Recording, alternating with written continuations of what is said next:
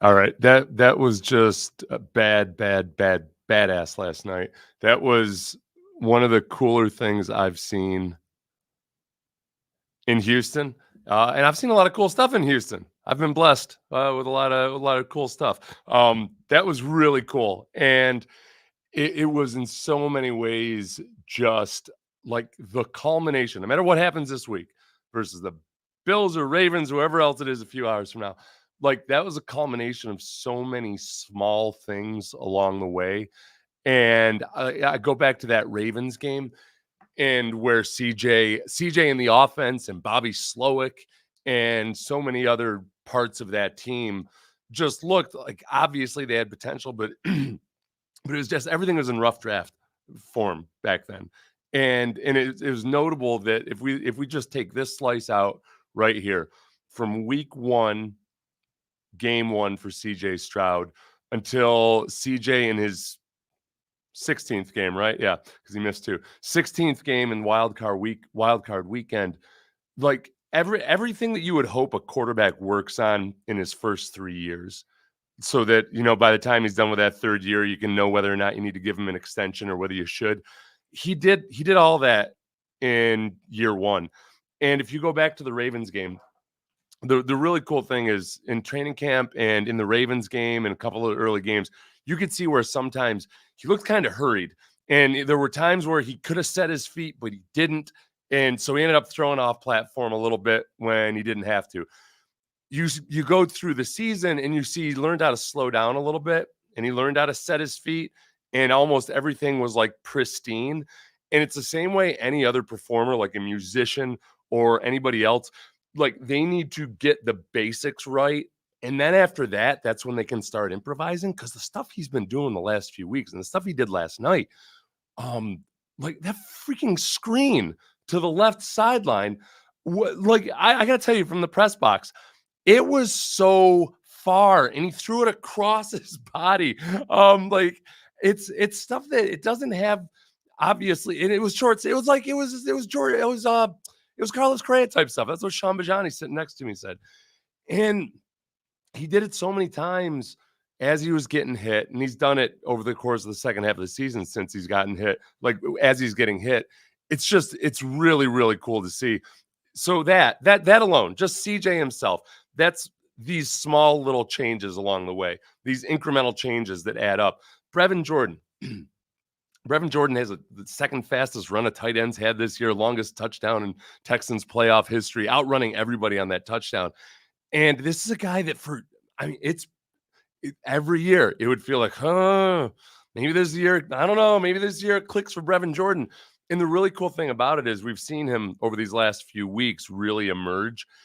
And it didn't look like that halfway through the season. That's where the benefit of both Bobby Slowick, and we'll get to him later, Bobby Slowick and DeMeco Ryans kind of just steadfastly hammering away at things has really shown up with Brevin Jordan. I would say these guys, Brevin Jordan, guy that like a lot of us, I thought like, all right, man, Brevin Jordan needs a change of scenery or something. I didn't know exactly what it was, because he practiced his butt off. He looked like he was a willing blocker. He's just he's an odd size for a tight end. I know like when you see him on TV, he looks really muscular and everything, but he's actually kind of small for a tight end.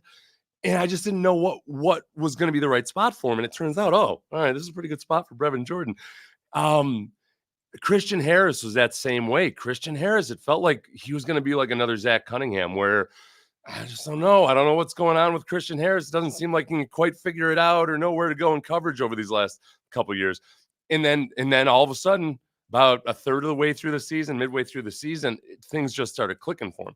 And that's DeMeco Ryans specifically, and there's still room for him to grow. It's just the playmaking side has just taken off.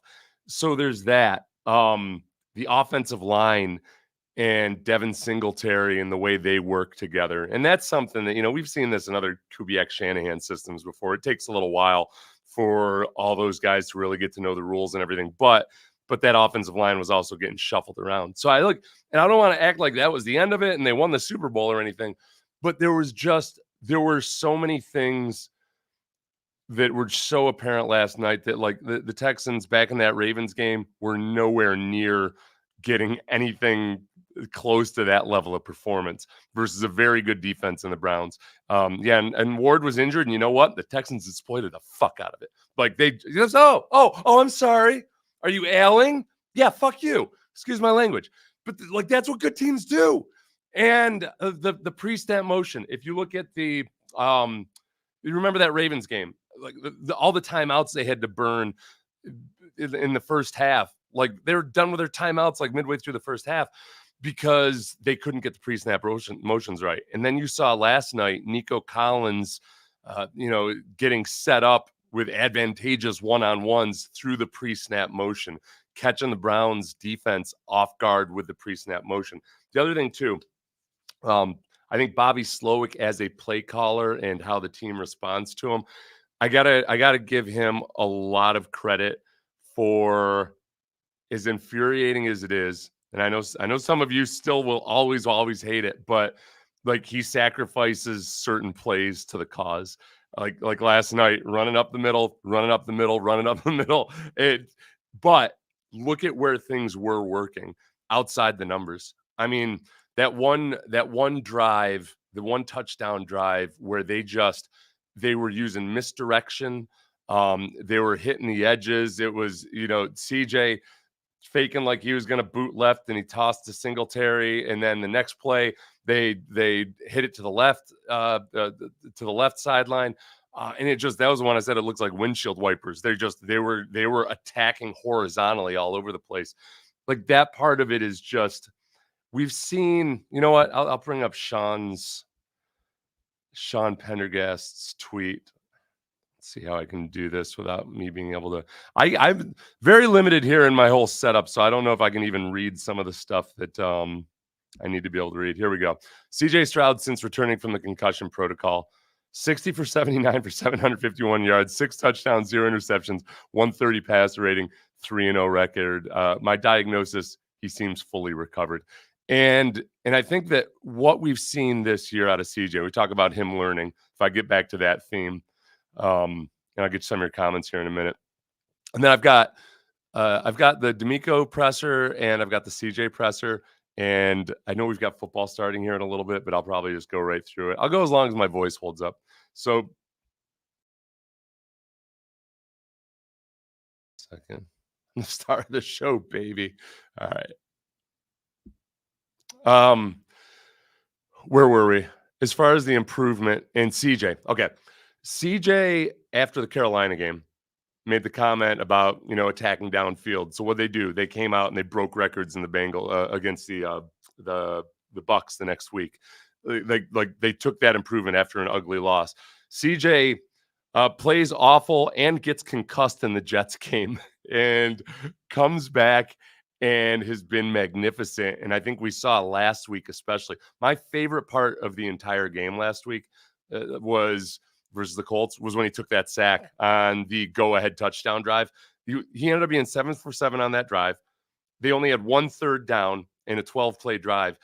And that includes a series. That series, he took that sack early on for like a 10-yard loss. But it was a blitz. There was nobody who accounted for, or there's nobody to account for Harrison, the blitzing backer. And CJ just heard the footsteps and went down. Didn't try to extend it. Like he did the mature veteran thing to do. He did what Peyton Manning always did, which was, it's okay to be a coward sometimes. Like for the good of the team in America, you must sometimes be a coward. That's what being an officer is all about. You have discretion and know that how valuable you are. That's what CJ did. Like taking a profit, taking what the defense gives you. Don't go broke taking a profit. All the cliches, he's figured those out. So that part was really cool. Let me get a couple. Let's see. Okay, this is a good point, Rick. And I'm just grabbing these at random. They have no idea they shouldn't be this good. During the post game last night, Clint and Sean were talking to Christian Harris about coming from Alabama, and we're like, because when he first walked in, they said something about, hey, it's a big game, and then Clint realized quickly, he was like, who am I talking to? Like these guys, CJ, all the guys from Alabama, multiple other guys on that team. in what seemed like kind of a pattern the last couple of years. They've been drafting guys, a lot of guys from big time programs that have played in a lot of championship caliber situations, that they have that expectation. I don't like they came in here, and I don't think there was a single part of CJ Stroud or Will Anderson that felt like, oh, it's going to be a long turnaround. Wow, the culture really sucks. Like any of that. DeMeco has been steadfast and really, really good about just refusing to even mention the last few years. Remember, not to criticize Bill O'Brien, I disagreed with his tactic when he was on Hard Knocks, and they opened up with him talking about how crappy the organization had been historically.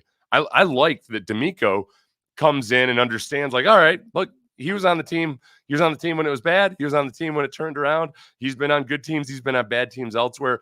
He knows that there's always good people on every bad team. There's always bad people on every good team. It matters like what it is right now. So really, like, I think DeMeco and the coaches more so than anybody else, like those are the guys that have been through, they've been through the hard times. Like those guys have been on teams that did it the right way and you still didn't win, or vice versa. You luck into more wins than you should have. But they were just so steady throughout all of this. And I know they're not done. I'm not being that guy. I'm not acting like they just won the Super Bowl or anything, but they kind of did. So, given what this feels like just so far beyond what you would have, like, it was so far. I'll speak personally. You guys know that have been the ones that have been with me for a while. Like I was passionately stumping for DeMeco Ryans, even when there were reports that DeMeco didn't want the job or anything. I knew that was garbage. I just I know that he's wired different. I thought he was going to be able to do stuff that nobody else could. I think first and foremost, he's going to be a good head coach. Cast aside offensive, defensive coordinator, any of that stuff. He's going to be a really good head coach because he has those qualities. But I didn't know it was going to be this fast. Like this is what I was thinking last night.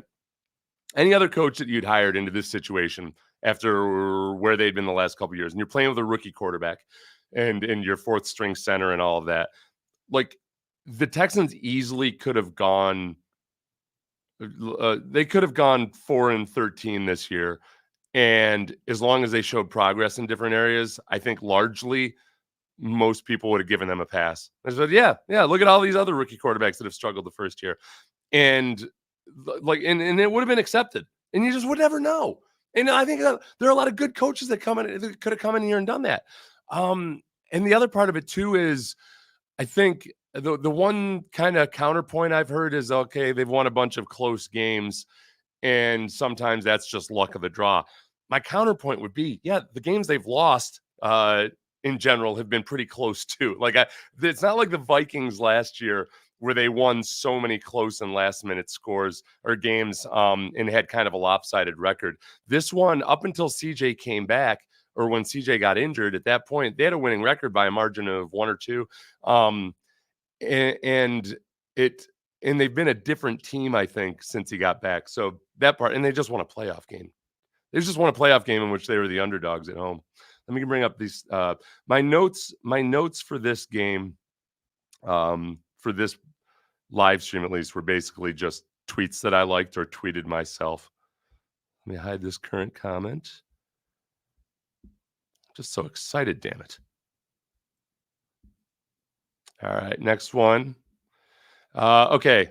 At the half, CJ Stroud has, this was at the 2-minute warning, had 199 pass yards at the 2-minute warning of the first half of the 2023 wildcard against the Browns. The Browns defense allowed 164 pass yards per game.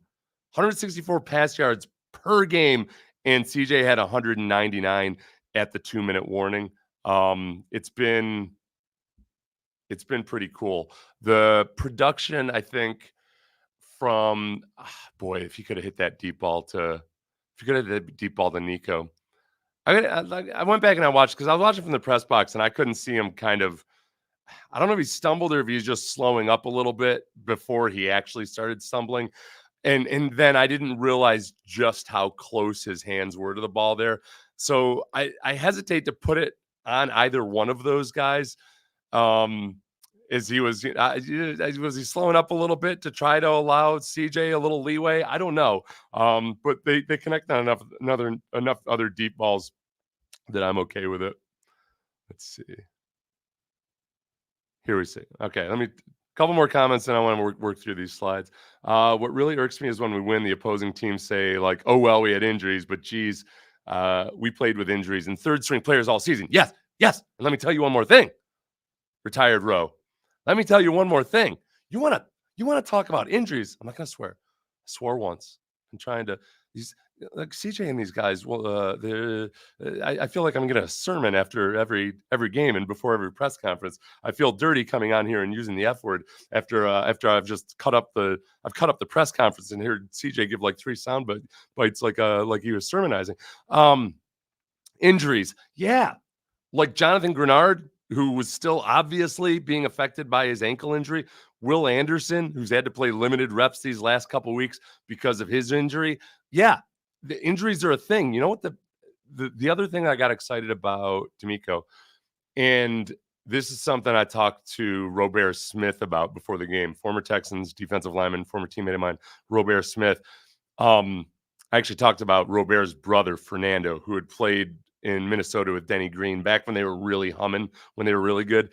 And one thing Fernando had told me about Denny Green was he was just that kind of coach that guys were going to play injured for, and like you can get cynical all you want about the NFL and under like rightfully so. In some places, guys act very much like mercenaries and it really is all business decisions left and right. There are coaches who do a really good job of pushing the right buttons to get guys making like football decisions, more so than business decisions.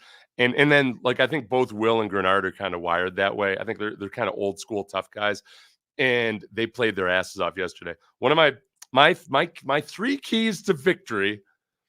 If I could ever keep things straight in my head, I would put a link to it either down below or at the end. But I'm not going to remember to do that. My 3 keys to victory the other day were to 1, prevent explosive pass plays. At the very least, they did it. They did it with Amari Cooper. The tight ends got scary there, but all in all, the Texans did a good job and then offset it with turnovers. So that was one. And we'll get to Derek Stingley mirroring and how wrong I was in my prediction that they wouldn't do that. Derek Stingley mirroring Amari Cooper was like one of the key decisions of that game.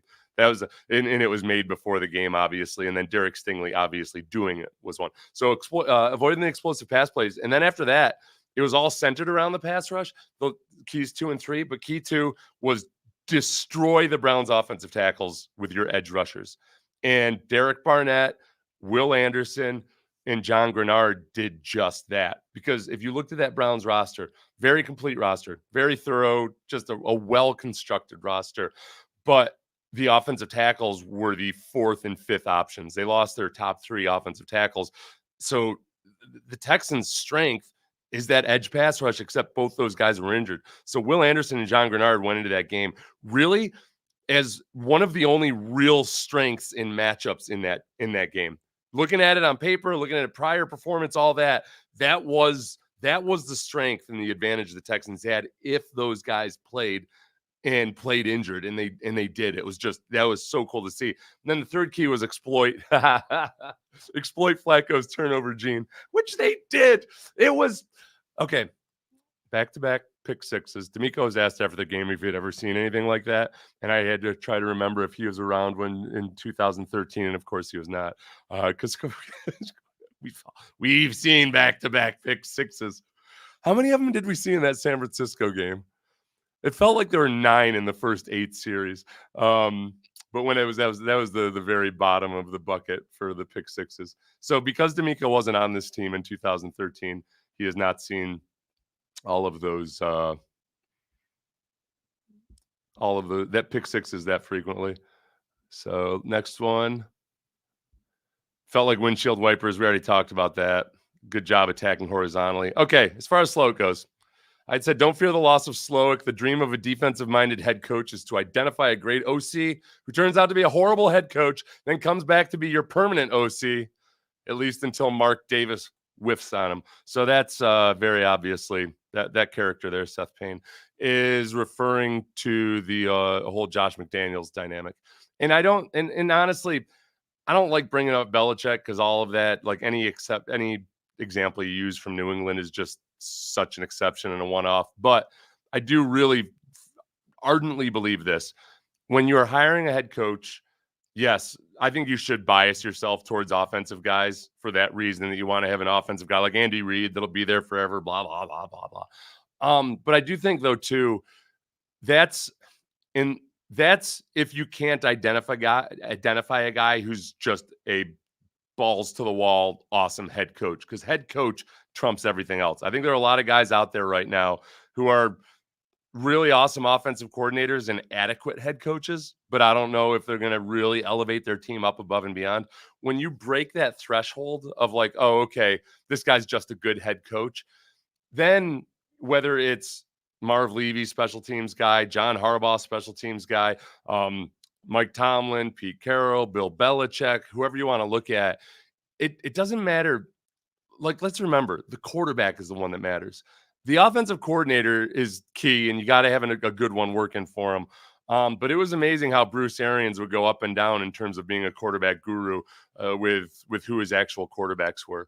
And it was amazing how much more of he was a really good quarterback guru that last year when Tom Brady came in and taught him how to actually install Tom Brady's offense. So, and I think that's where DeMeco is. So you're going to lose OCs at times. I think maybe Bobby Slowick goes off and he's awesome. And I don't know if it'll be this year or not. I think there's a lot going on here. For one, multiple guys have gotten head coaching jobs after just 1 year as a coordinator, like off of Kyle Shanahan and out of McVay and Shanahan's staff alone. And the cool thing about that is those guys weren't even the actual coordinator, like those guys were glorified quarterback coaches with the title of OC, and they got a job because it's Kyle Shanahan's offense. It's Sean McVay's offense. Mike Vrabel got a job after 1 year as a defensive coordinator, and it was one of the worst defenses in the league. He had excuses. I mean, everybody was banged up, but there's not a bit of me that thinks that there aren't owners out there who are watching that game. And you're going to tell me that 8 different owners didn't think like, oh, wow, boy, the Slowick guy sounds like he really knows what he's doing. And wow, look at that. Oh, that's a number two defense. Eh? Oh, wow. Yeah. Like they're going to come knocking. I think if I put myself in Slowick's shoes, I would have a really, really hard time turning down $6 million a year if I've just, been an assistant coach my whole life. And especially if it was Washington who hired a former San Francisco guy. So who knows, maybe they're on the same wavelength. They've got the number 2 overall pick and a better roster than I think people realize. And, did some good things offensively already last year with Sam Howell. So that would be tempting, but I would also think, man, I don't know if I'm ready. And I don't know if I can take advantage of this opportunity right now. But man, that's financial security for my family for the rest of my life. That's where the owner says, oh, okay, well, how much would you have made this year? Okay, well, all right. Let's take care of you over the next year or two, and then maybe we'll see what happens down the line. So that's what I'm crossing my fingers for, but I'm not going to worry too much about it. Like, they got the head coach, they've got the quarterback. Ideally, you'd have at least 2 years of stability while CJ can learn underneath Bobby Slowick. But if it doesn't happen, then whether it's Gerard Johnson or Bill Lazor or somebody else out of the Kubiak, Shanahan, McVay tree, then so be it. There's plenty of guys out there. Yeah, Peters was a late round hidden gems. Oh, for the new GM who was in San Francisco with those guys. Kubiak's offense is a zone blocking scheme. CJ doesn't need that. I don't know what. I mean, this is a scheme they're running. So I don't know, man. Donnie, what do you mean, man? I'm not, like, now I'm a little bit confused by that. Like, they're running like the Kubiak's third generation scheme as produced by Kyle Shanahan, and they actually have brought back some of the older elements of the Kubiak Shanahan scheme, like the 7-step drops and all this stuff. They're a little bit throwback. Like, Bobby's a little bit of a retro hipster in some ways. In some ways, his offense is like listening to vinyl records. Like he's brought back some stuff that people don't see anymore, and because of that, they're actually like underprepared for old stuff. So that part's cool. But I am a little confused about. I shouldn't. Okay, I'll move on. I shouldn't be confused by that. Let's see. Next slide of something that I said from last night that I don't remember. Oh yeah, first key to victory was don't give up a 53-yard bomb on the first play of scrimmage. That was partly accomplished by well, not first play from scrimmage. That first play to Njoku was man. It looked like Nelson like anticipated something that he didn't see, and I'd credit Njoku and Flacco for probably maybe adjusting to the coverage in a way that those guys didn't expect. Like some of the stuff right down the middle of the defense last night was scary as hell, and still makes you wonder and worry a little bit about the just how mentally with it everybody is. And it was impossible to say. There were times last night where I'm not going to criticize Petrie one bit because they do have him playing up. I think they're really starting to figure out, all right, we can use him, and he's smaller than a box safety, but man, he sure does thrive up around the line of scrimmage, and he's actually athletic enough to cover slots and all that. So like I think next year, now that they know what they have with him, and that maybe Petrie just same way, some cornerbacks, you think, wow, he's getting old, just move him to safety. Safety's a mindset, it's like saying you could have somebody play catcher because you don't have to be as athletic. Like there's a lot more to it. And like Petrie might just not have the mindset. Notice I didn't say intelligence because he's wicked smart. But just that mindset. Like he might just be a guy that needs anyway, but that's a problem for next year.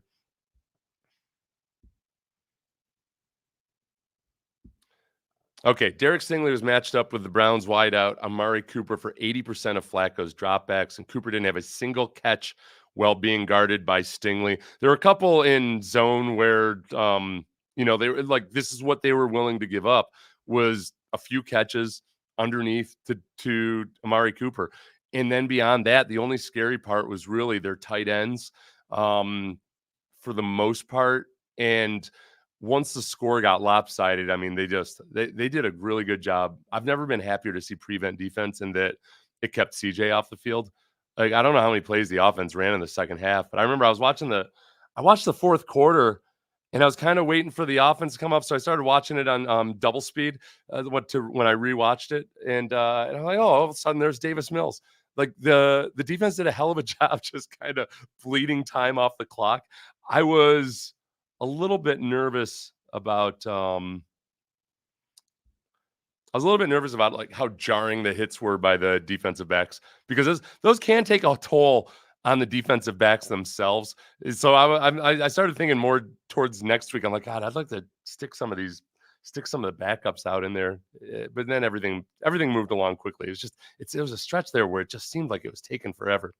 Oh, we will show that Des King hit. Oh, here we go. Oh, Barnett. See, look at this. I put this in right after I was listening to CJ's press conference. Derek Barnett has been a bleeping stud ever since he came to Houston, which is true. And I got to tell you, Barnett, man, he wasn't doing this in Philadelphia. I think this is a combination of like being in a new environment, and then DeMeco and Jacques Cesare, the defensive line coach, and Matt Burke just really giving him freedom to turn it loose.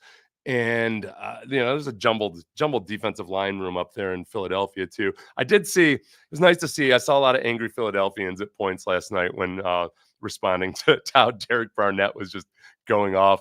But that, like, he's been a huge key to the second half of this season. And that pass rush, the pass rush, as DeMeco has said from day one, everything starts up front with that defensive line and with the pass rush. The one thing they did really, really well last night, in which I would disagree with what they said on the broadcast. On the broadcast, they said they didn't get any pressure on Flacco the last time they played. They got pressure, but they let Flacco escape, and they let Flacco throw on the run. They did a much better job of pressuring him with discipline, so there was no place for Flacco to go. The one big blip was on that rollout to Flacco's right. And again, with some of the mental errors, like they still got to clean these things up.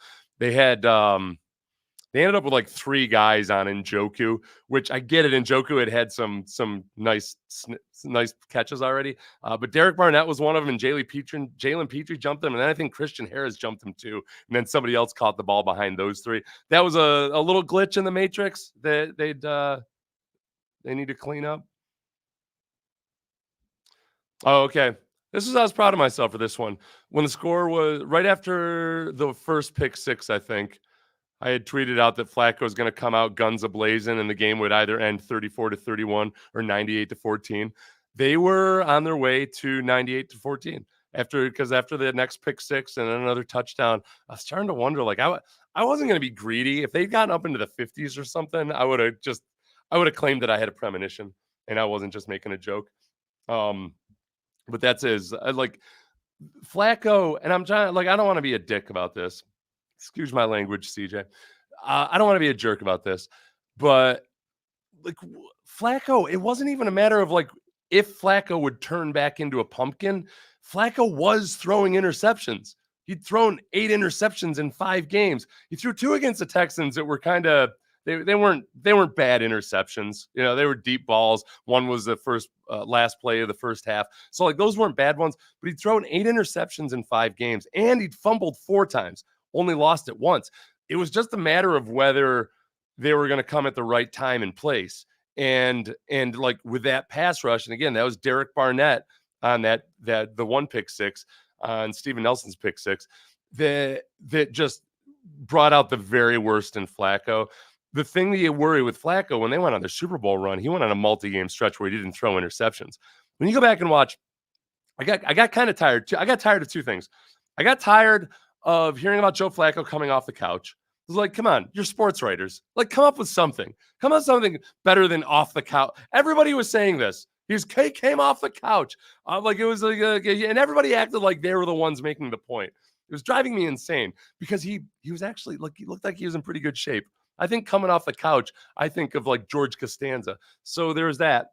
But the other thing that I was getting tired of was people acting like because he was 10-5 in the playoffs in his career that he like drove his teams to those victories. In the non-Super Bowl run, the Super Bowl run was him. Like that was crazy. Even in those ones, he was still like quintessential Joe Flacco. And the first 2 games of that 4-game playoff series where they won the Super Bowl, I think he completed like 50% of his passes, but he just completed some bombs and deep balls.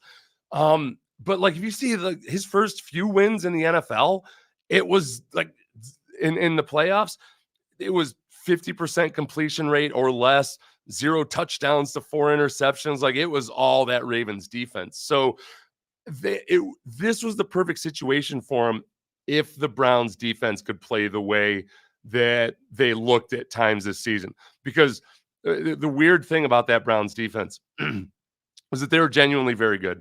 But the Browns as a team were 13th in points allowed because the offense had given up either pick sixes or fumbles returned for touchdowns, or they'd gotten turned over and put the defense in a really, really bad situation. The Browns defense, curiously, was bad in the red zone. That was another advantage the Texans had that they don't usually have because they're pretty mediocre offensively in the red zone. So they had that advantage. But the pick sixes were going to come up, or the turnovers were going to get the Browns at some point.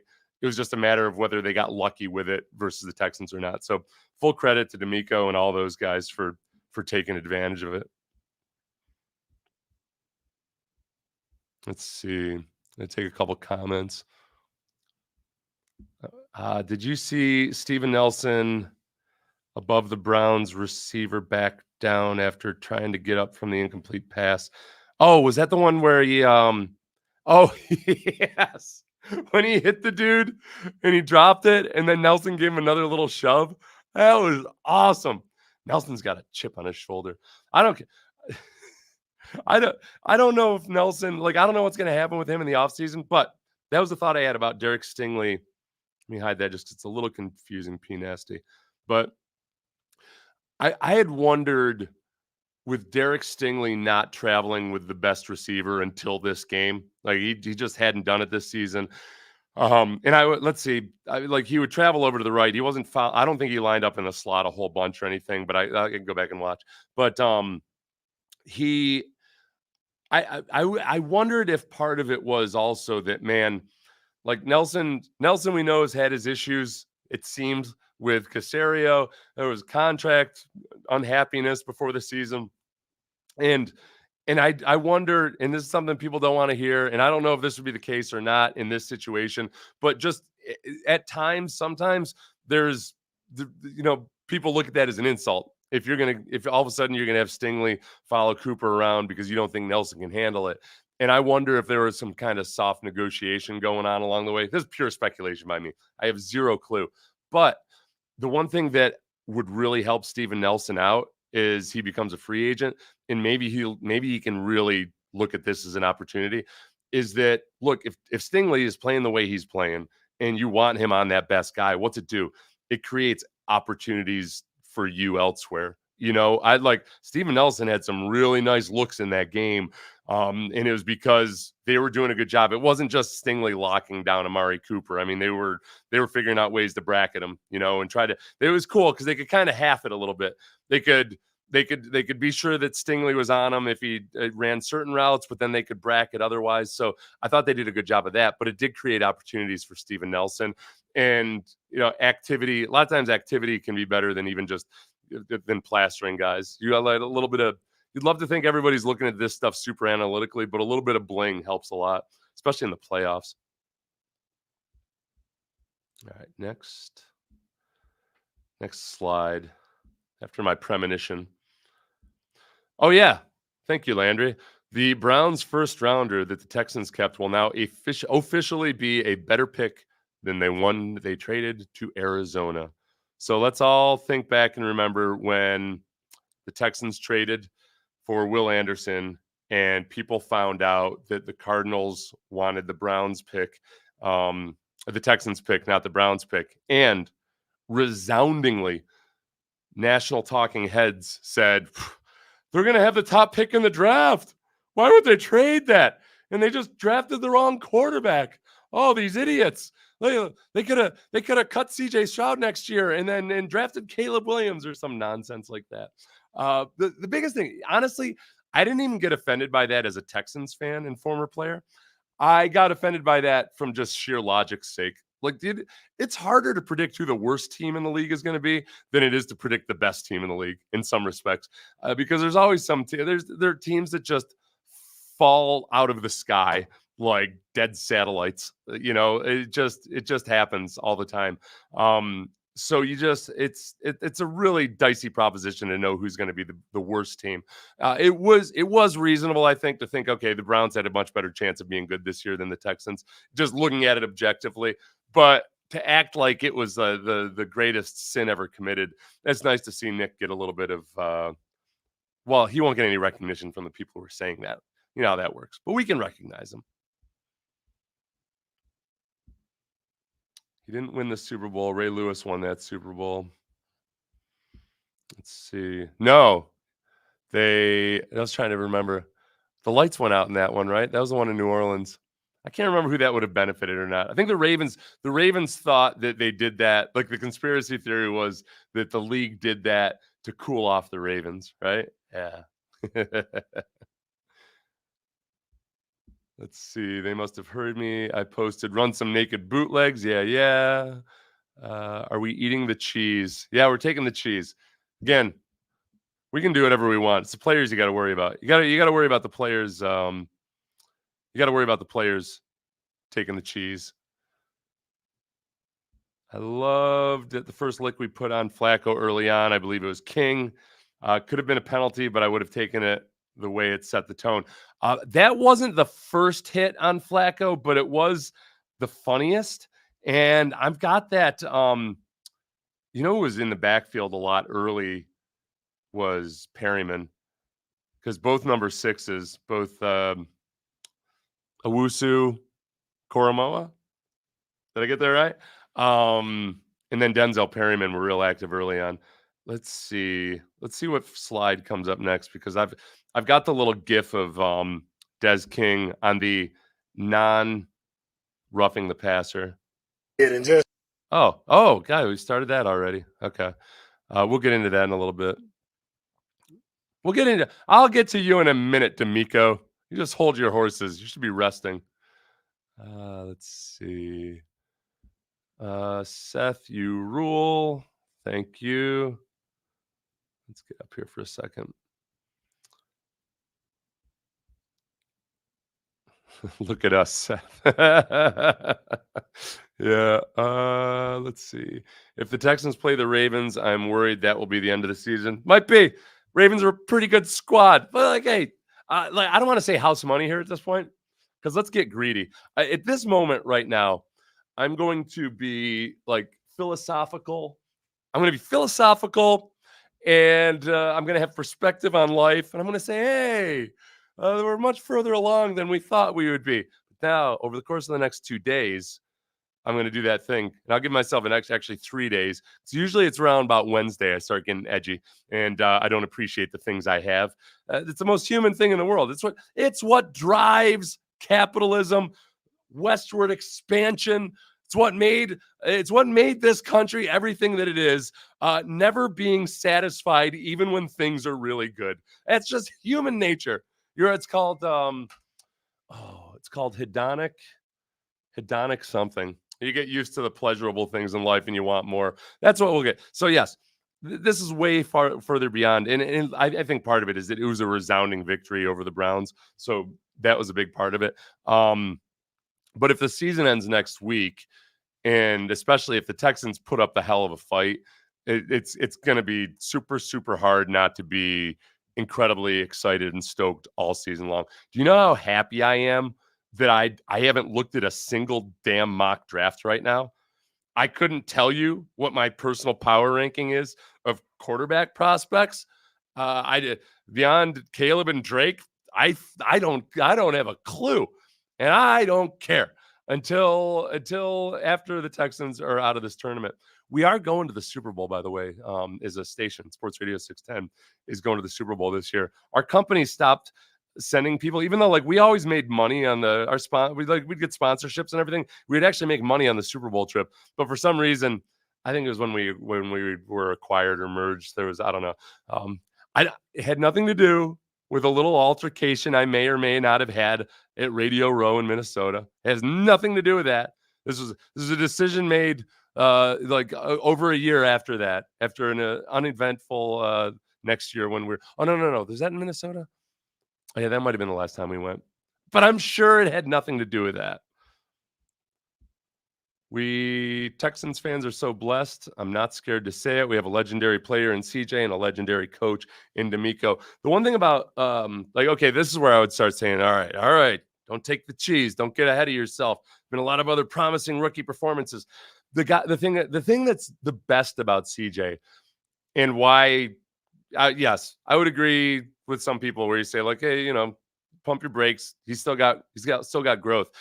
For one, he said that in his press conference yesterday, that he is still a rookie and he's still got a lot he's got to learn. So like that attitude alone, which lots of young quarterbacks have that attitude, but it's very, very rare for a rookie quarterback to have a season like that in which he doesn't also have a really good defense and a really good rushing attack. It's one of the things that made Justin Herbert impressive was that that offensive line was a mess still, like it had been forever with the Chargers. And he did really well. But I do think that Herbert's athleticism served him more, especially in that Shane Steichen offense, and then CJ's has. Like CJ, we all know by now, yes, he can run more than he did typically in college. He's more athletic. We saw that in the Georgia game, like all that crap. They tried to use it last night. I've been stumping for a zone read all year long, and they tried it last night. I can't be upset that I wish they hadn't tried it down at the goal line. I know there was probably a little shock and awe factor that they were hoping to get. But that was one of the plays the Browns decided to really cover well. That first trip down to the goal line that they settled for the field goal, I thought they got a little too cute. Like I'm good for, okay, once you did the zone read, that's it. Or once you tried that little shovel pass, that's it. Like we don't need to see all this trickery. Just one little gadget play per quarter or half, I would say. But with CJ, he didn't have the rushing attack. Didn't have an exceptional defense, had a very increasingly solid defense. But like all those things that usually go into the ecosystem of a rookie quarterback who has a really good year, CJ didn't really have those. And he was playing with 4 backup offensive linemen for the first few games. And then still, we kind of forgot that the 3 starters were all backups and replacements. It got to be the normal, status quo that those were the guys who were out there. I mean, to the point where we were happy when Fant came back last night, right? Because, hey, yeah, you got your starter back. No, actually, he's a backup. Yeah, Browns fans. Not Browns fans. They're good people. It's good people. But for the comment earlier about how people make excuses for the other teams because of injuries. Yeah, George Fant. It was nice to have George Fant back at right tackle, but George Fant is a backup. So it's been like that all year. CJ did an incredible job. Let's see. Well, thank you, Hans. By the way, Hans, I don't know if you follow the channel, but subscribe. It'd be awesome. I do this all the time. Do you think all the time off the Ravens could have taken have bitten them in the butt? I don't know if I've ever heard an answer to that question as far as like is it best to rest people or not? I've never heard something that's swung me really far to one way or the other. I think it comes down to an individual decision by that coach. And I don't think there's any hard and fast rules. Kind of like starting a rookie quarterback. I don't think there's any hard and fast rule for whether you should or should not. I'll say, I hope it bites him in the butt. I think that would be awesome. New offense. Todd Monken's done a great job with Lamar Jackson. I think my criticism of John Harbaugh would be like, what took you so long? I mean, I think this is okay. I'm gonna give football fans some credit here. I'll give Texans fans credit for saying that Derek Stingley should have been tracking the number 1 receiver for a long time now. My the little wiggle room I give myself, because I was backing DeMeco up on that, is that, and this is going to go into the quarterback thing too, only the coaches really know and see how the player is doing, all like executing the game plan, how many mental errors he's making or not making. And I think with Stingley, who was injured the first half of the season or the first part of the big chunk of the season, they might very well have felt like, okay, it's a new system. He's been injured. He's still a very young player. We want to be sure that he has nothing but success. And we want to build that way. We don't want to add too much too soon. So kind of just like they did with the run game and everything, they stayed the course. So I'm cool with that. I think that if that was the approach, it worked out, and they figured exactly the right time to pull the trigger and to have Stingley go out there and do it. As far as like Lamar Jackson, I mein, other than his rookie year, he had Greg Roman as his offensive coordinator the entire time. And Greg Roman has worked really well with athletic quarterbacks in getting like dual threat quarterbacks, getting a lot out of them. But it feels like there's almost a glass ceiling that they can't extend beyond. And with Lamar, I think there was always a question of whether, okay, is this because Lamar can't handle more, or is it because Greg Roman can't install it? And I know Greg Roman personally, just because he was here with the Texans. His first quarterback's job was coaching David Carr. It's crazy, right? And he I just, when you see it now and you see Lamar adapt to this, and if you just look at the numbers, you don't really see how well he's played and what he's done in terms of really being like still using his legs, but almost now using his legs and strength from inside the pocket or to stay upright in the pocket and then still throw downfield. It's just he's been a professional quarterback in a way that he just wasn't before. Just like a genuine bona fide NFL quarterback without the gimmickiness or anything else like that. And he's using his strength as much as his speed to extend plays and to improvise and do all those things. So why not sooner, And that's one place where I would say coordinators matter. Because I'm sitting here trying to tell people not to worry about Slowick leaving because they can find somebody. It's not always that simple. Like Justin Herbert, when he lost Shane Steichen, wasn't the same guy. Jalen Hurts, when he lost Shane Steichen, wasn't the same guy. Gardner Minshew with Shane Steichen is he's born again.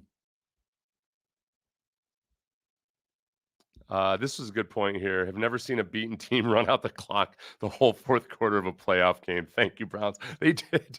They just ran the clock out for the Texans. It was kind of cool. I will not settle down, Teddy Jackson. I don't even know if you're talking to me or not. Here's Dwayne. Play action shots, the end zone, bootlegs. Bobby Slowick looked like Ryan Day yesterday. Yeah. Okay, Dwayne. I don't know if you're using that.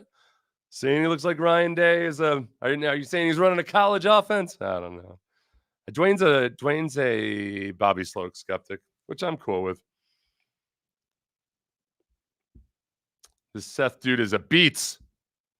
That's better. Thanks, Krista. I don't know the lingo of the kids.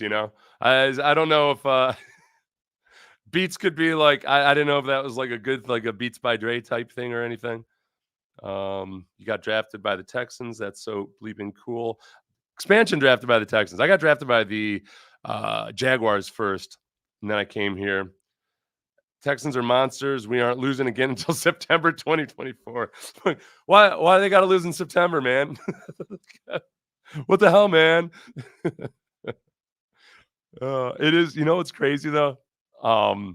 It's like, yeah, it's one more game to a championship. The Texans have had a go of it in the divisional rounds, and I think part of it is that they've had some wild card victories, but the divisional rounds have been so disappointing at times. And like even their best divisional round game, I think, was like the most competitive one was to the Patriots in the Osweiler year. That was one of the weirdest. That's one of the weirdest things about that weird year was that Brock Osweiler had Tom Brady and the Patriots on the ropes for a while. Really, the Texans defense also had Tom, like obviously the ones playing Brady, but the Texans defense had Brady on the ropes. That was when Clowney was rushing up the middle. They were getting all that pressure up the gut. And Brady did something that I spoke about last week when I was describing CJ's great throw to Nico when he lofted it up and it looked like a prayer. Brady did that in that game a couple times. And I credited him at the time. And I didn't know if it was if I was talking on my ass or not. But it felt like, okay, it looked like Brady had these throws where it looked like a prayer, like he was going down and he just lofted it up. And yet they weren't interceptions. They were receptions. There were receptions on third down, third and long. And it felt like because he kind of had it, he knew where he could go and throw a prayer. Like he knew where the coverage was well enough blind that he could throw it and it worked out. And there's still a little bit of luck involved, but that's what that pass to Nico last week versus the Colts felt like. Like it looks like a prayer when you first see it on the TV copy, and then you realize like, oh, okay, no, he was just throwing it to exactly where it was either going to hit the turf, it was going to fall harmlessly to the turf, or Nico Collins was going to be able to get over there. Let's see. Rematch of the World Series. Is this the best football version of the 17 Astros beating all the most storied franchise? Oh, that's a good angle. Beating all the storied franchises. That was cool, wasn't it? That was a really underrated part of that. And especially, except frustrating because remember, like that Boston series, especially, you could tell Costas had done nothing but read the Boston Herald the whole time. And like, I get it, but like, I'm not a fan of this baseball thing of like, hey, you know what baseball fans, as we try to make this sport more appetizing for the youngs. Well, let's bring out old guys who haven't even been paying attention to baseball all season long, so they can talk about things like the designated hitter and what an ingenuity it is. Yeah. What's this pitch clock I hear tell of? What does the J and CJ stand for? Okay, so it's I think it's Junior, even though he's the fifth. Somebody correct me on this. Because his first name, that cool first name he has, I think it stands for Junior, even though he's the fifth in his name. Coleridge. The J stands for Idge and Coleridge. What the hell, Bubba? So Coleridge is his first name, and I think he's Coleridge the fifth, but they must have just called him Junior, maybe. I might be 100% wrong on that. Let's see. Coleridge, Bernard, Stroud. That's right. Yeah. Thank you. Reverse is it a surprise play when you do it twice a game? Almost always a down, just lit on fire. The reverses in the jet sweeps and all of that. Oh, you know what that reminds me of?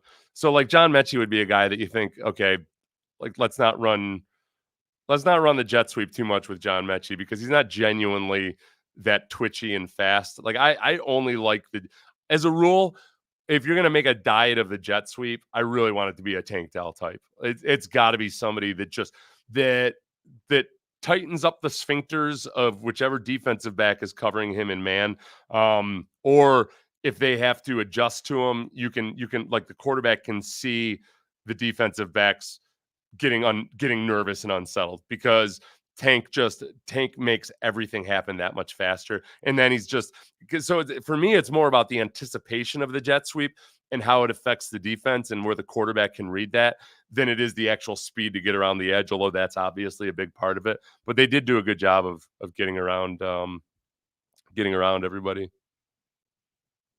All right, let's do this. I'm going to do DeMeco's press conference.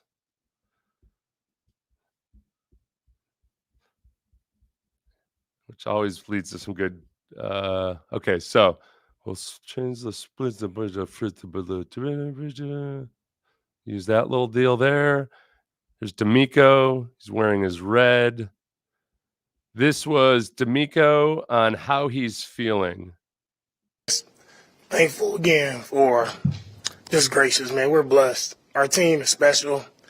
God has blessed us tremendously, and we're giving him all the glory, honor, and praise for where we are, what this team has done. I mean, for CJ to go to have the game that he had, unbelievable performance by a rookie.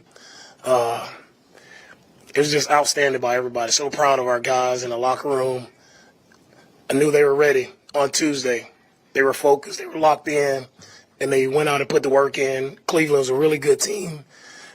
We had a tough matchup, and our guys fought, made plays we needed to make to win the game, and really just thankful, grateful for everybody in the locker room, and what an outstanding performance by our guys. Okay. Hey, John. Slow. See, John McClain kind of. John wanted to get that first question in. DeMeco wasn't done talking yet. The two things that popped there. One is they were ready on Tuesday, so that sounds like they're pretty damn focused, and that's really cool. The second part of that, actually, same point, is that's really encouraging.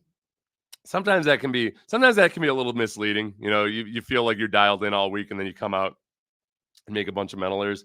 But this is a team that I think at times has showed their youth in a lack of consistency from week to week.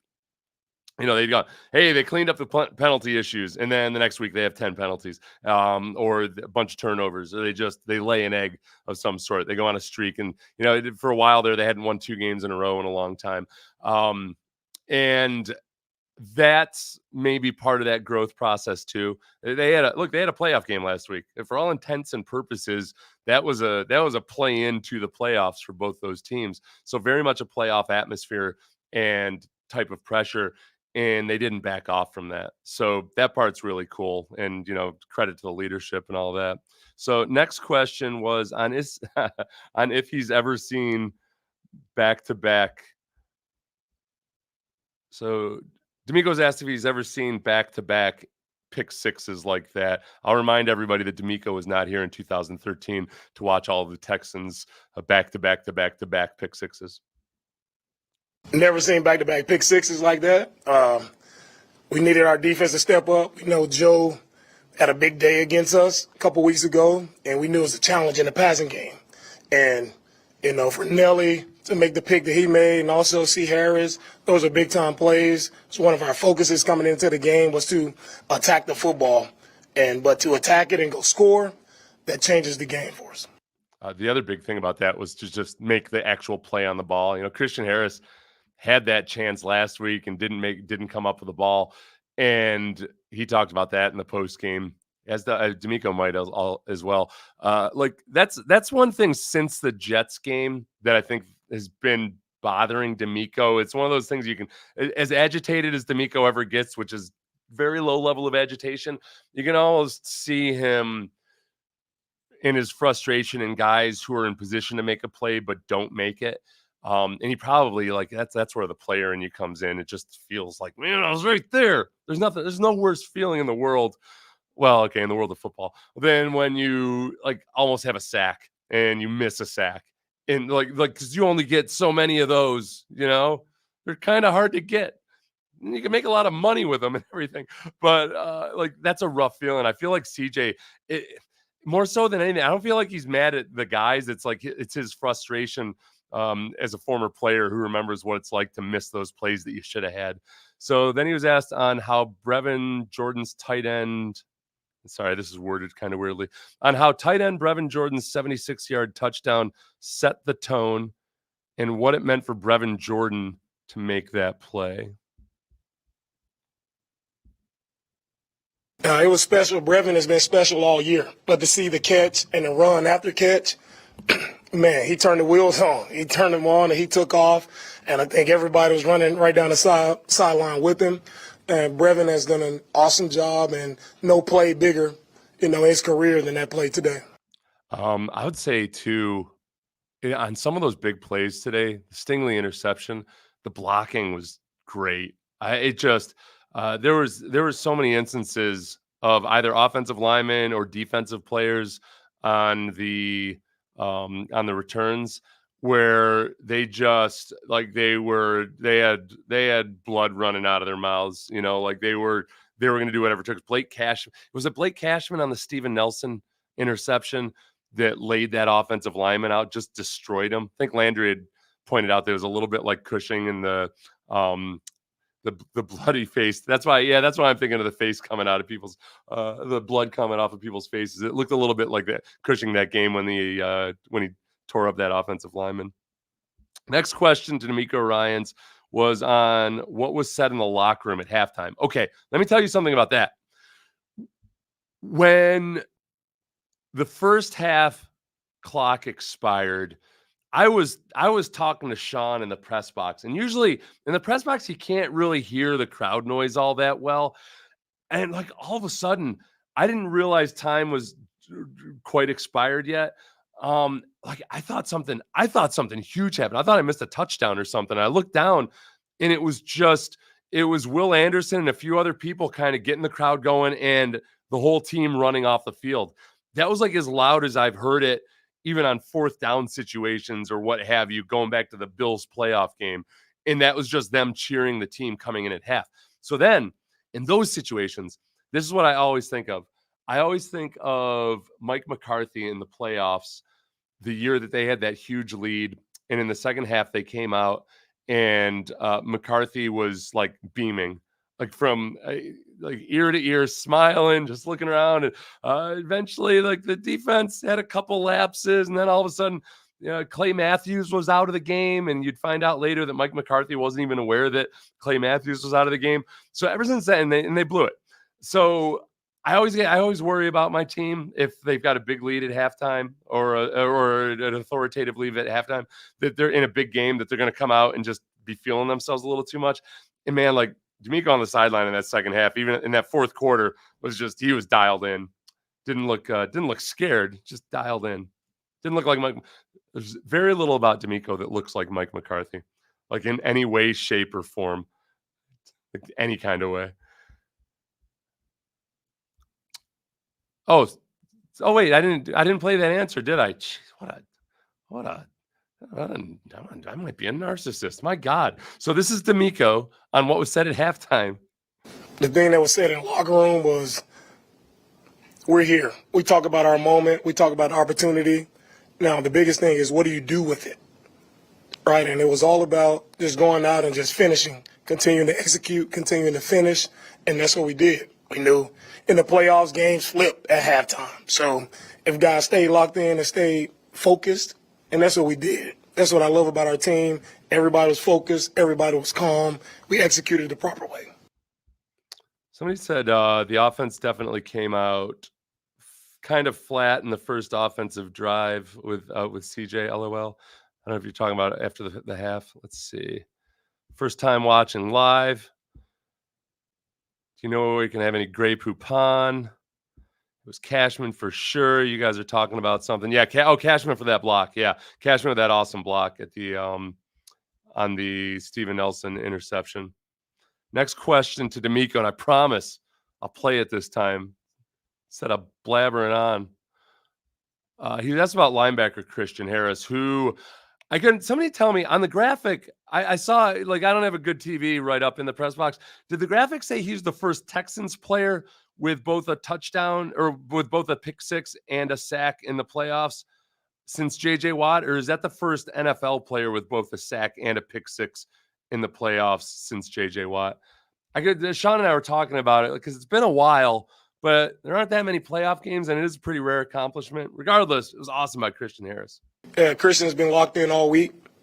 Christian, it's a special moment for me because just seeing Christian and seeing his growth week after week after week, and to see him make that play. I talked about that this week, actually.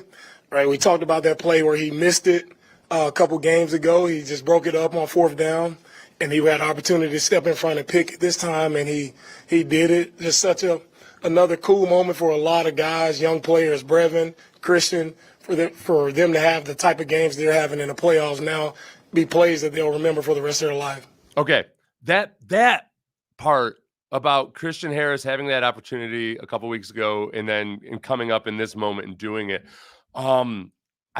This is where I said this during the week, and I think people thought I was just trying to talk myself into something. I really did feel like the silver lining of getting destroyed by the Browns, including, like, maybe it ended up being a good thing having some of those guys with injuries, was that the lessons are that raw. You remember all that pain that we were talking about, DeMeco, that pain of like just missing a play, but that pain of letting up a big play because of a mental error or a physical error of some sort. Like, that's fresh and that keeps you dialed in. And he talks about how on Tuesday they were dialed in. Yeah, you're personally embarrassed by the way your team played the last time they were out there. No matter who was injured or not, they kicked your butt. So it's really cool when you're facing that same quarterback. It's not like the Browns are altered that much offensively from week to week, especially when you're playing with a new quarterback. There's only so much you can alter. And that's kind of Stefanski's like a lot of Kubiak / Shanahan guys. It's about execution more so. They're not necessarily going to reinvent the wheel from week to week. And I felt like everything was that much crisper. I think the linebackers and the safeties, even though there were some flubs on the tight ends, especially, this is the run pass recognition. That was huge. That first Perryman tackle for a loss, I thought at first must be a blitz. But I think he had a really good feel, either from watching film or a tell or what have you, that he knew it was going to be a run and not a pass. So when he sees this guy, the guy that he likely had in pass coverage, was about to get the handoff, he just went for it. And you saw that a lot more compared to that first week. And really, frankly, compared to the Browns last week, too, where they had the run issues, the reads were a lot snappier. So I think the silver lining, I can say that now that they actually pulled off that victory, the silver lining may have just been that they did get their butts whooped versus the Browns.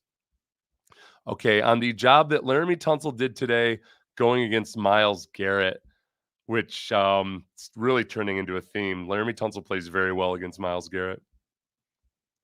CJ is the reason why we're in this position. Whoops. He's special. Of course, what he was asked actually was on how CJ Stroud played in the most important game of the season. Special young man, special player, continues to shine no matter how big the moment is. Like, our whole team is leaning on him, and he has the shoulders to carry that weight, and he shows up week after week. He continues to improve week after week. No moment is too big for him. And when you have a young player who can shoulder the load of your team, and the way the team is behind him, the confidence that he gives our entire team, it's so cool to watch, right? Because he's such a special player, and he has a special season, and we're looking forward to keep moving on. Yeah, man, he's the Pied Piper. Like, people, I think he's got a way about him in his commitment to his teammates, I think, that seems and feels really, really genuine. That's different than necessarily a lot of other quarterbacks. That's what I'm really interested in watching him over the next few years. Is I don't remember hearing a lot of stories about quarterbacks who have different teammates over for dinner like every night. And I'm not making more of that specific thing than it should be made, but the way he talks about his teammates, it's in a way that, like, I don't hear quarterbacks talk the same way about feeling responsible for getting those guys paid. For like, he feels responsible for those guys feeding their families.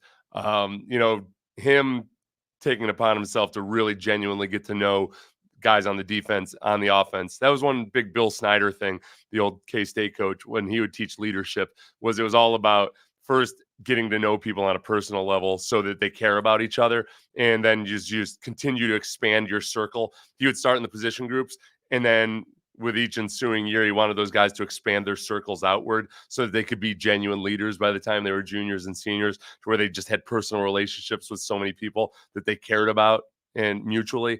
Like CJ gets that part of it, and he's been doing that since college. So it's not like this is that's what it is. You always hear about, like, whether it's Mitchell Trubisky, who had like read all these leadership books and everything. Everybody's awesome at it the first few months, right? It's like any resolution that you make. First few months are easy. It's like, how do you hold up with it over time? So this question should be how about Laramie Tunsil.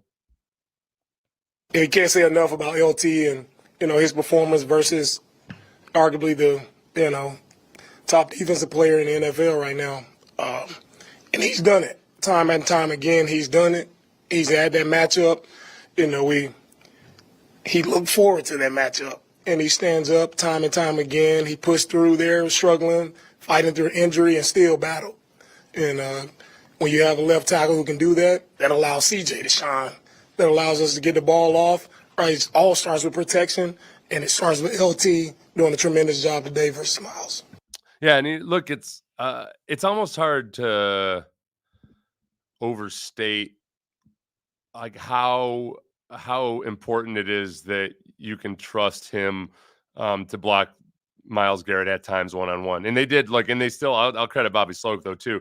Like, they didn't put all that pressure on Laramie Tunsil, and playing with various injuries that he's had, and then got another one in that game. Brevin Jordan. Oh, Brevin Jordan.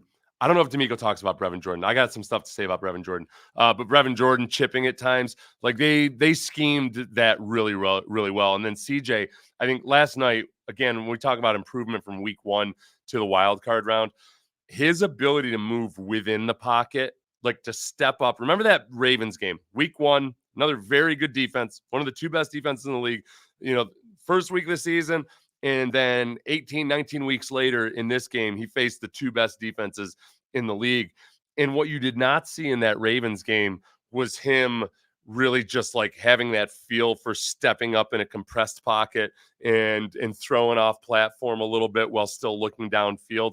I mean, I zoomed in that first game and could really see almost like how overwhelmed he was in a few moments. He was still doing fine by rookie standards, but still looked like a rookie. Last night, he looked like the way, honestly, Phillip Rivers was probably one of the best at working from a compressed pocket to where it just didn't affect him at all because he could get rid of it from different arm angles and everything.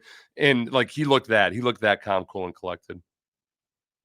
Next question to DeMeco was on the impact of Will Anderson. When we needed it most, our defense had their best performance of the year. In the biggest game of the year, they stepped up, had an outstanding performance, and were the reason why we won this game, why we were able to finish in the second half. Stingley, again, did an unbelievable job on Cooper. I think we limited him to, 4 catches, so it was an outstanding job by Sting. He was up for the challenge, up for the matchup, and that's what playoff football is about. It's about your playmakers stepping up, making plays, and that's what Stingley did all day today. Okay, so Stingley traveled with Cooper, played on the left and the right a bunch. He covered Cooper 80% of his snaps, or he went to the same side as him 80% of the snaps. This is something that I spent all last week, really the last couple of weeks, telling people, like, hey, listen, if they don't want to do it, there's a lot of reasons reasonably why they shouldn't, and I get it. And then DeMeco goes and makes a fool out of me by just going ahead and do it. I do think that if they were waiting to do it because they felt like they wanted to be rock solid, certain that Stingley could handle it. I like that perhaps they were erring on the side of caution because you know what, the last time everybody was agitating for something that needed to be done immediately, it was when people were freaking out because CJ Stroud wasn't the named starter, while Bryce Young was and Anthony Richardson was. So like, what's wrong with the Texans? How could he ever possibly have a good rookie season if he's not named the starter in late July? Like they've got a process. They want to see guys work it through. And Stingley is, I think because Sauce Gardner has done so well, we as fans want to agitate more for like Stingley to get up and prove that he's as good or better than Sauce Gardner. There's like a personal pride involved in it. He was banged up for the first chunk of the season. He's still a second-year player, and he's been playing really, really well. I think they want to be sure that they were moving as methodically as possible and that he could really genuinely handle everything without having any more setbacks. Because he had a lot of setbacks that first 1.5 seasons, mostly obviously due to injury, but then also because of those injuries, he wasn't really able to learn and genuinely use his technique in that first year. So I get it if that's why they were careful. They picked the right time to just go ahead and go for it. Let's see. At this point, I'll believe he said he wouldn't have cornerback follow guy as a form of gamesmanship. Let's see. Next question was did he talk about Stingley? Why was I talking about Stingley? All right, I've been talking. Oh no, okay, all right. I told you that question was about Will Anderson when obviously it was about Derek Stingley. This question should be about Will Anderson, the defensive end. Yeah, Will's been tremendous. All of our young guys. I think nobody hasn't said that we should have the offensive and defense rookie of the year. Both guys stepped up big time for us with CJ with the offense and Will on defense. Play after play. We know he's battling an injury, but he's one of the toughest guys I've ever been around. You have to drag him off the field. He's not coming off. He continues to fight, was able to be productive and get sacks, and that's what we needed from our defensive line today. Multiple guys showed up and were able to get pressure, and that allowed us, right, to play better in the back end to force the ball to come out quicker. That was exactly what the huge key to victory was. We talked about it in the pregame. I did a video about it last week. It's that they just 100% absolutely had to exploit those offensive tackles. And you had in the last matchup where the Texans got destroyed, you didn't have any Will Anderson, and you had John Grenard for 4 snaps. He got hurt on that first touchdown drive. And it left the Texans really unable to use the one area that they could have had an advantage in that game, aside from quarterback, obviously. So when you looked at yesterday's game, it really was, in my mind, it was going to be about, okay, first of all, do Will Anderson and John Grenard both play? I was hoping for just one of them. And we could tell that Will was going to play, but I didn't know, you never know with ankles whether he's going to be effective or not. So they both play. They're both extremely effective. And then you also have Derek Barnett, who's coming off the edge and just like put on a clinic a couple times with his hands. And those guys forcing bad throws, forcing pick sixes, all that stuff.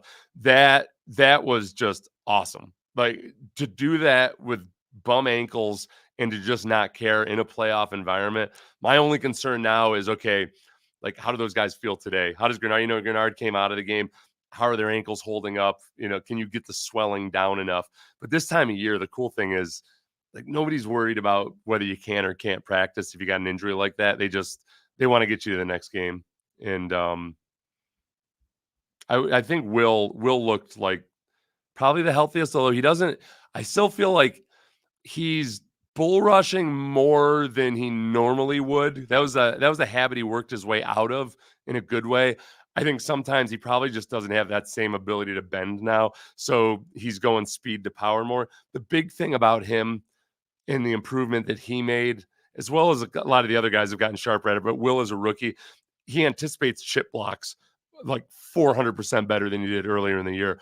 So when you see these ESPN double team rates and everything early in the year, yes, he was getting double teamed and the double teams were working.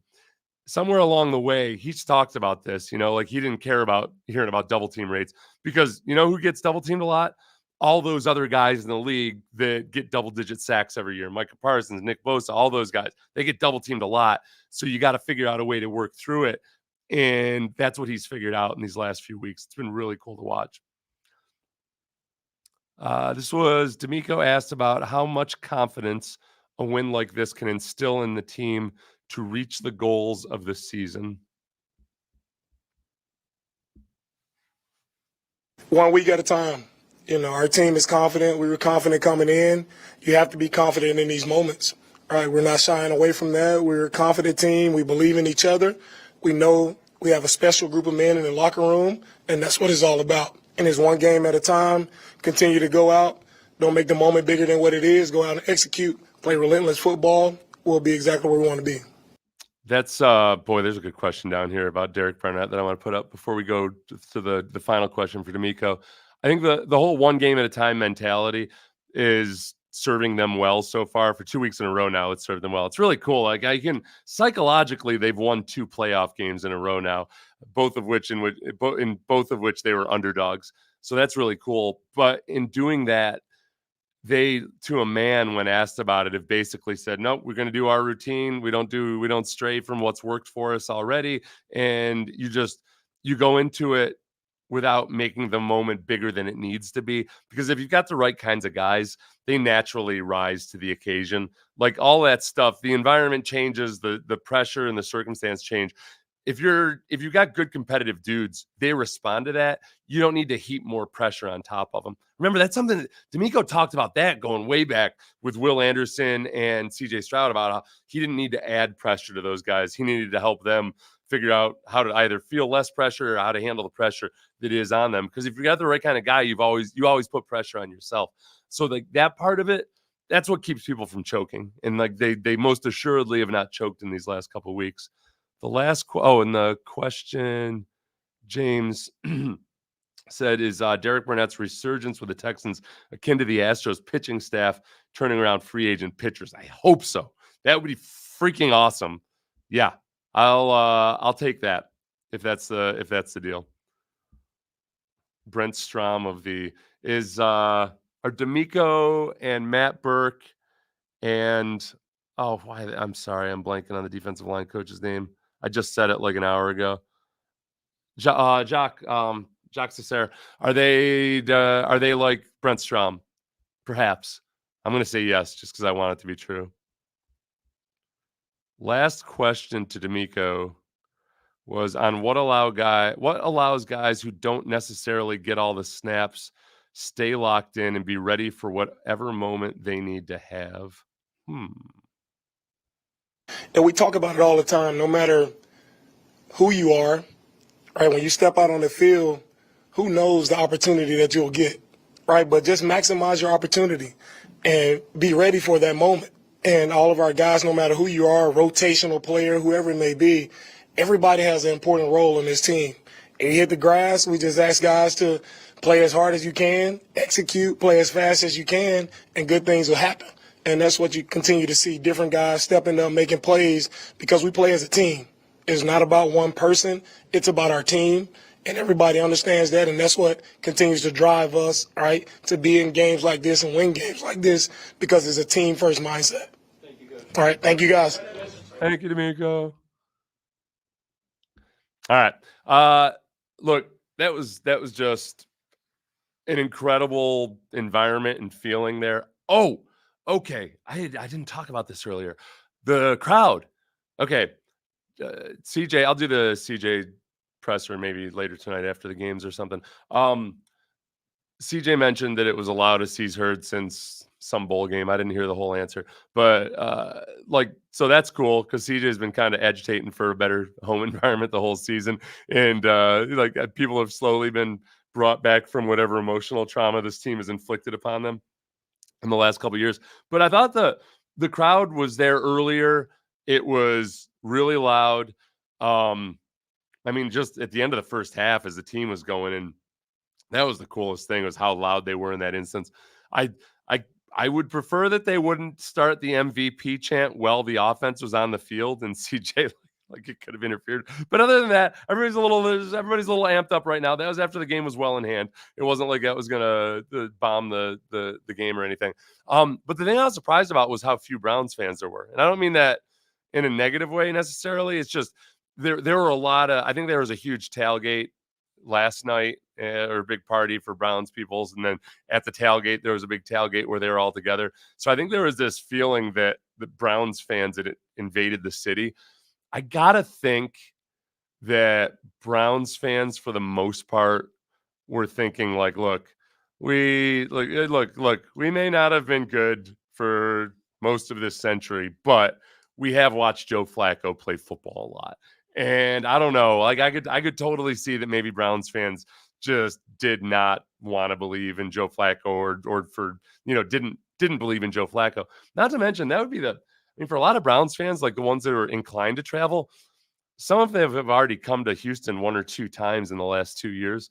Because that first time Deshaun played, that was kind of a big deal.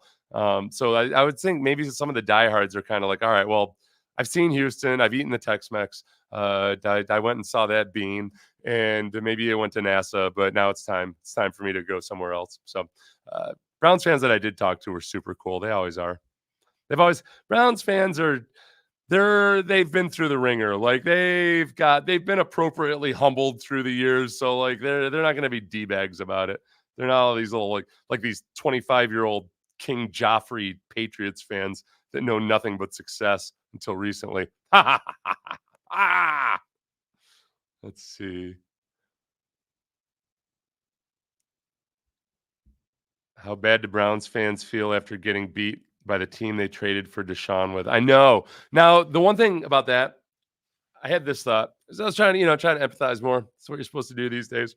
I was trying to empathize with Browns fans, and I thought there's probably a part of you, if you're a Browns fan, that thinks, all right, well, look, if you're not going to go to the Super Bowl and you're going to lose in the playoffs, you'd rather at least not have some kind of weird quarterback controversy between Joe Flacco and Deshaun Watson. Like even if you would have, it's one of those losing battles that, like, even if you thought that Flacco should be the guy, you still have to almost in your mind know that, all right, that's not the way the business works. And they've guaranteed that money to Deshaun, and he's got the upside and all that. But it's probably, so that part of it might be nice for him. Like if you're going to watch Flacco go down, watch him go down hard. That was just too easy there, wasn't it? If you're going to watch Flacco get defeated and look like he's definitely beaten and done, like try to imagine that performance, but it's week, let's see, he played 5 regular season. It's week 6 of the regular season when all of a sudden he turns back into a pumpkin, and that's who you're rolling with for the rest of the year. So I think Browns fans are probably all right. Okay, I'm going to get going. I want to watch football. I got to get ready for KHOU tonight. Sean and I will be on in the morning at 6 a.m. I might get the CJ Stroud one out later this evening. Thank you everybody for we had 950 people on the live stream here at one point, which is absurd for a Sunday afternoon. So people are amped up about the Texans, and I'm there with you, my friends. Everything is awesome, to quote that movie about the Lego stuff. And I hope everybody has a great week. I will see you tomorrow morning at 6 a.m. or tonight on KHOU Sports Extra. Matt Musil, Jason Bristol.